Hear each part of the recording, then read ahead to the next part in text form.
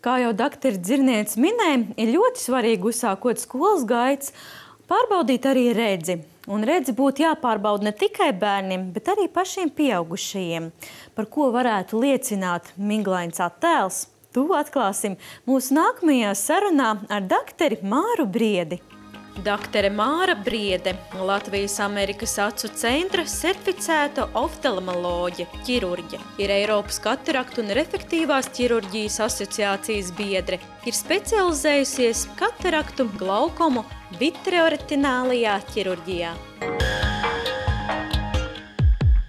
Doktor, ja cilvēki sūdzas par to, ka bieži sāk migloties redzamais attēls, grūtāk jau salasīt, ir nepieciešams spilgtāks apgaismojums vai sāk, jebkurā attēlā vairāk dominē dzeltenie toņi. Par ko tas var liecināt? Pēc šiem simptomiem, kurus jūs stāstījāt, jebkuram acu ārstam praktiski jau domās diagnoze gatava. Un atliek tikai paskatīties, pārbaudīt slimnieku mikroskopā. Tā ir slimība katarakta. Un katarakta ir lēcas, caurspīdīgās lēcas, daļējs vai pilnīgs apduļķojums. Tātad acs priekšējā daļa ir radzene, tā ir viena no staru laušanas vidēm. Tālāk nāk varavīksneni, kas mums actiņai piedod krāsu, un aiz varavīksnenes atrodas lēca. Zīlīte mums ir caurums. Tātad, ja lēca ir apduļķota, tad zīlīte kļūst pelēka. Ja lēca ir caurspīdīga, zīlīte ir melna. Tā kā es jau minēju, ka lēca gadu laikā kļūst arvien blīvāka, tātad lēcas caurspīdīguma mazināšanās ir nenovēršams process. Un pārbaudot cilvēkus pēc 65 gadu vecuma, 95% tiek konstatēta lēcas apduļķošanās. Kas notiek, ja šo slimību laikus nediagnosticē un tai laikus nepievērš uzmanību? Cik tālu tā var attīstīties un kādu draudu radīt kopīgiem veselības stāvoklim? Katarakta nav veselībai bīstama slimība, un arī no acu slimībām katarakti, var teikt, ir labvēlīga slimība. Lēcai apduļķojoties, protams, zūd dzīves kvalitāte. Cilvēkam ir grūtāk vadīt automašīnu, grūtāk lasīt, darīt sīkus darbus, strādāt ar datoru. Tātad cilvēks savlaicīgi griežas pie acu ārsta, speciālists konstatē kataraktu un nosūta pacientu uz operāciju, lai uzlabotu redzes asumu. Tātad 90% savlaicīgi griežoties pie acu ārsta, izdarot operāciju, ārstēšanu, mēs redzi varam atgriezt.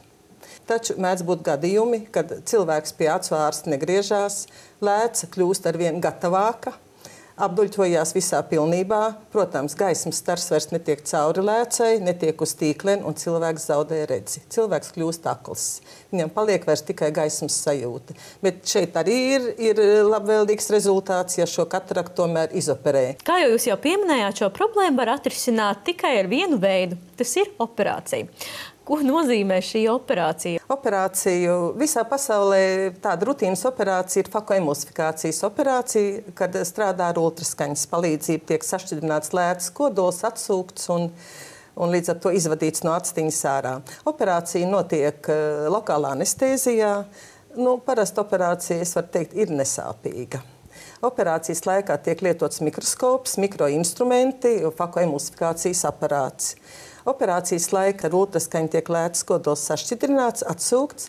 Šī kapsula, kurā atrodas kodols, tiek izmazgāta, izskalota, un tai pašā kapsulā mēs ievedam iekšā mākslīgo lēcu. Griezieni ir pie šīs fakoemulsifikācijas metodas ir ļoti mazi, tā kā nekādas šuvis netiek liktas un brūcītes sadzīst apmēram 3 nedēļu laikā. Lai pārliecinātos par to, ka operācija tiešām ir viegla un nesāpīga, jautājām Birutas kundzei, kā viņa varētu iedrošināt tos cilvēkus, kas cieš no kataraktas, izvērsties par labu operācijai.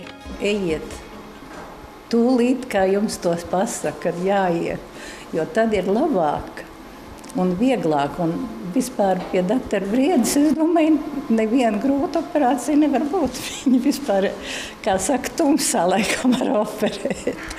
Un būs viss ļoti jauki. Pēcoperācijas periodā, protams, ir jāuzmanās. Uz to pusi mēs neiesakam gulēt, mēs neiesakam lasīt apmēram līdz 2 nedēļām.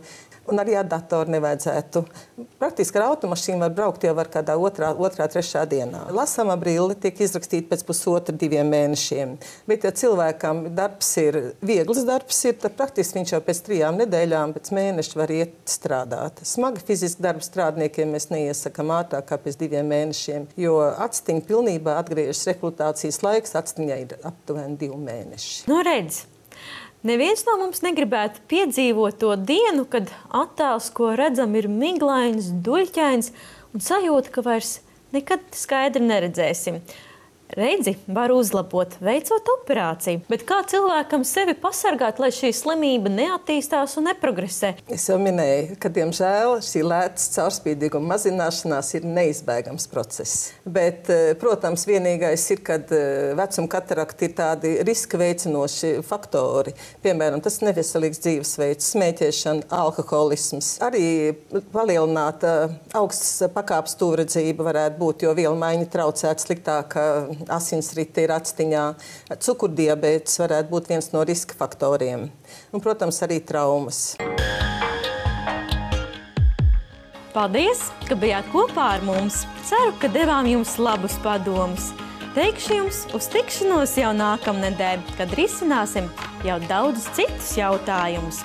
Bet, ja jums ir arī savs jautājums, ko vēlaties uzdot mums, lai palīdzam atrisināt kādus sen sasāpējušu jautājumu, tad droši rakstiet uz norādīto adresi, un tad jau tiksimies klātienē.